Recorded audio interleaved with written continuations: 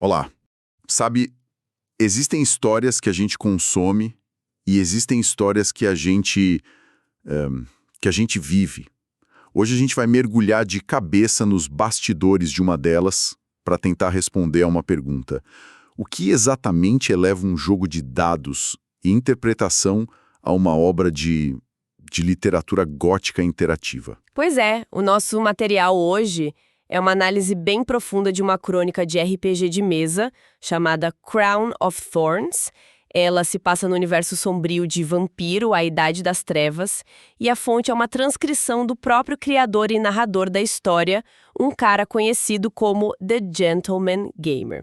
Então, assim, temos um acesso direto à mente por trás da cortina. E a nossa missão aqui é justamente essa: desmontar essa máquina narrativa. Vamos investigar como o cenário, os personagens e a filosofia do narrador se encaixam para criar algo tão envolvente.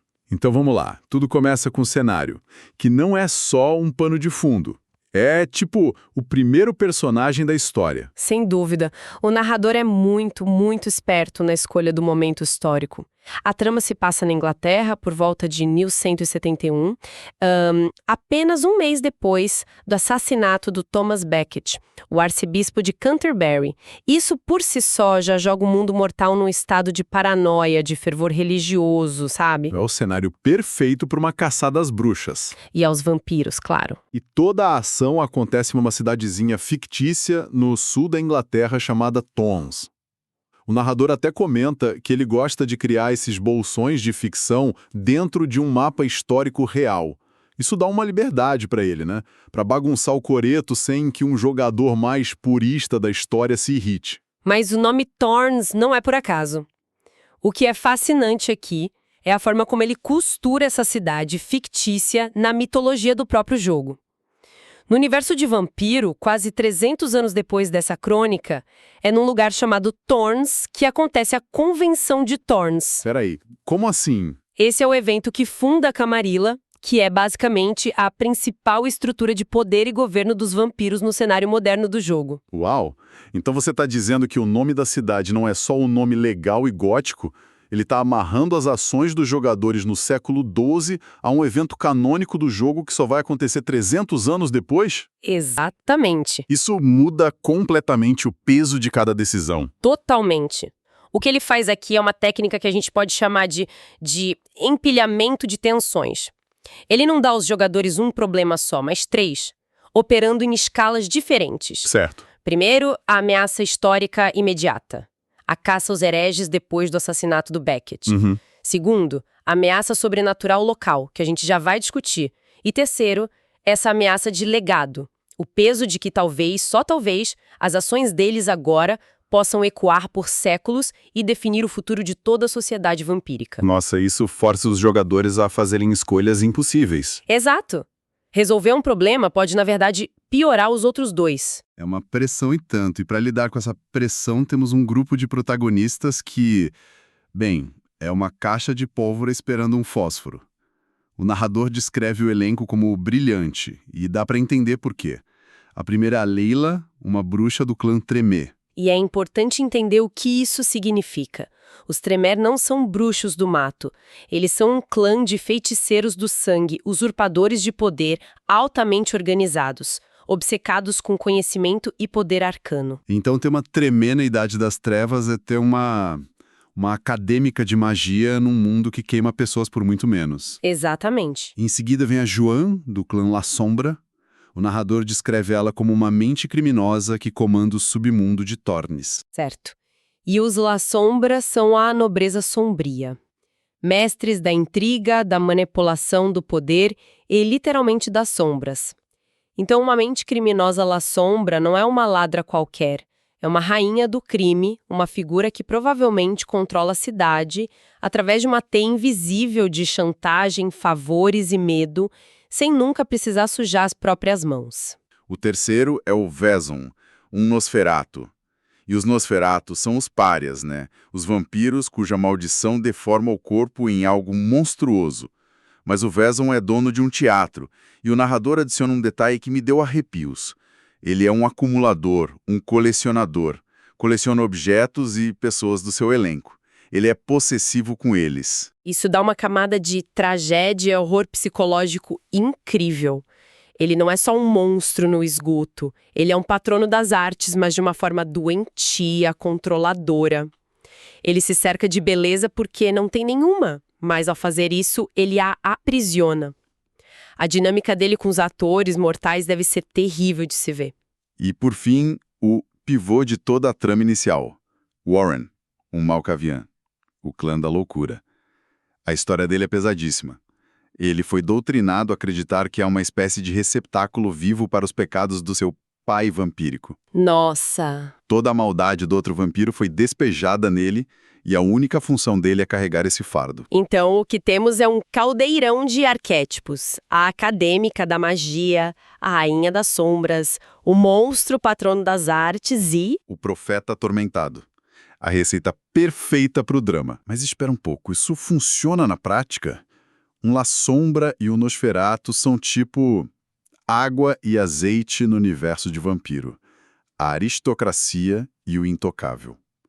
Como um narrador impede que o grupo simplesmente se destrua na primeira noite? Essa é a beleza da coisa. Ele não impede. Ele usa essa tensão interna como mais um motor para a história. O conflito central que une eles é tão grande que eles são forçados a colaborar. Ah, entendi. Eles não precisam gostar um do outro, eles precisam sobreviver. Essa aliança frágil, que pode quebrar a qualquer momento, é muito mais interessante do que um grupo de amigos numa aventura. E que conflito.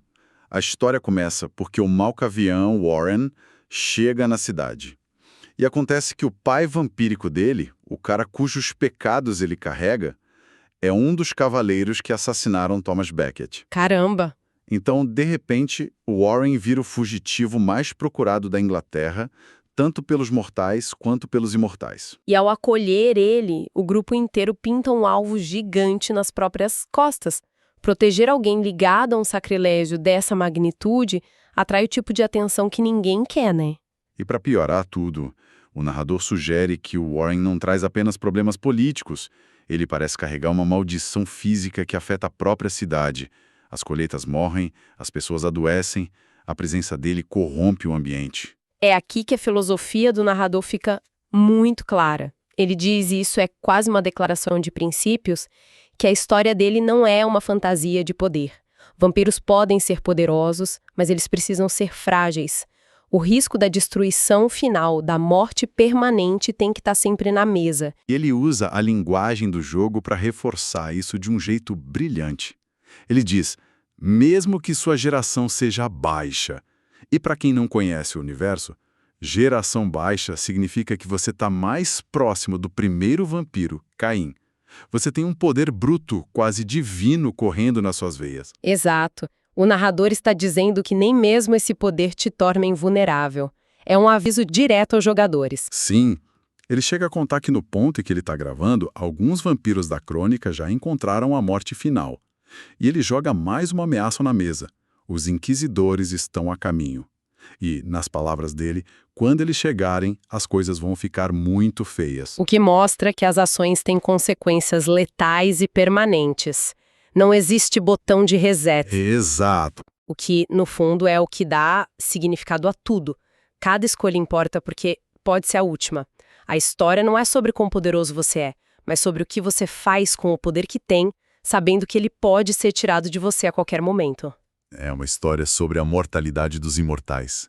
Quando a gente para pensar em tudo isso, é impressionante a quantidade de criatividade, leitura de mundo e pensamento estratégico que um jogo assim exige.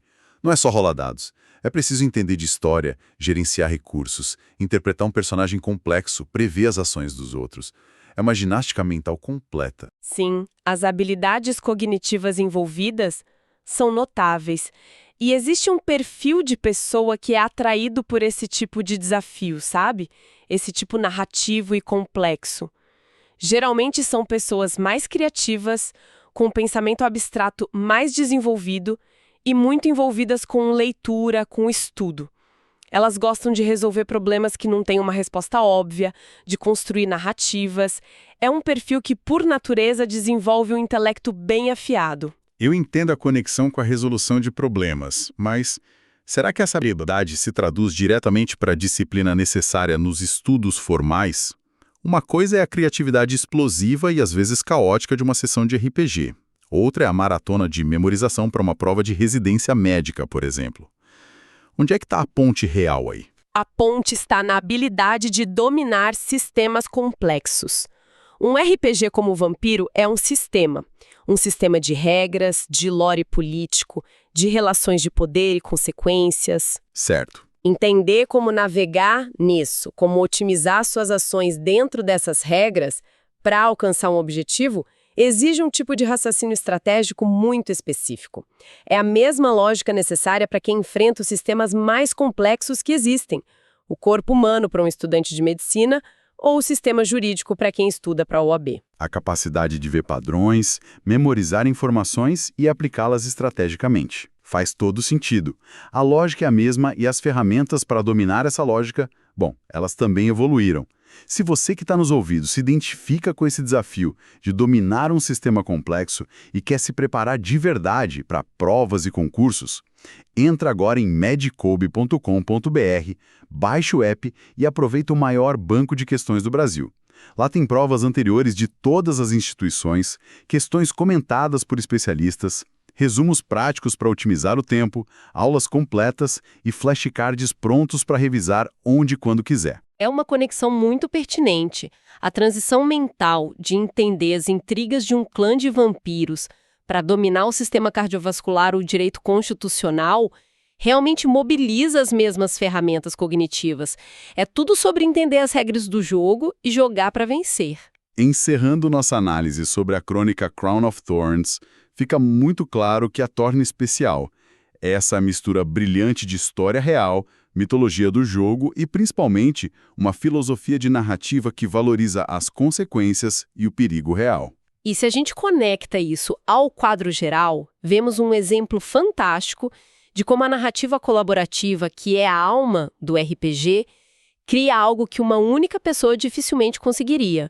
É uma história que ganha profundidade e camadas porque é construída em tempo real pelas decisões, acertos e, principalmente, pelos erros de várias pessoas. É uma história viva, que respira e é moldada a cada sessão. A incerteza do que virá a seguir é o que a torna tão magnética. E para deixar um último pensamento, o narrador solta uma pista muito intrigante sobre a tal maldição que assola a cidade. Ele diz: a maldição que segue este Malkavian pode não estar simplesmente nele, pode estar em algo que ele carrega. Isso nos deixa com uma pergunta para refletir, não é?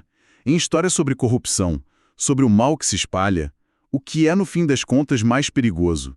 Uma pessoa amaldiçoada, que um dia pode ser contida ou destruída? Ou uma ideia amaldiçoada, um objeto amaldiçoado? Algo que pode passar de mão em mão, silenciosamente, infectando cada pessoa que o toca para todo o sempre. Fica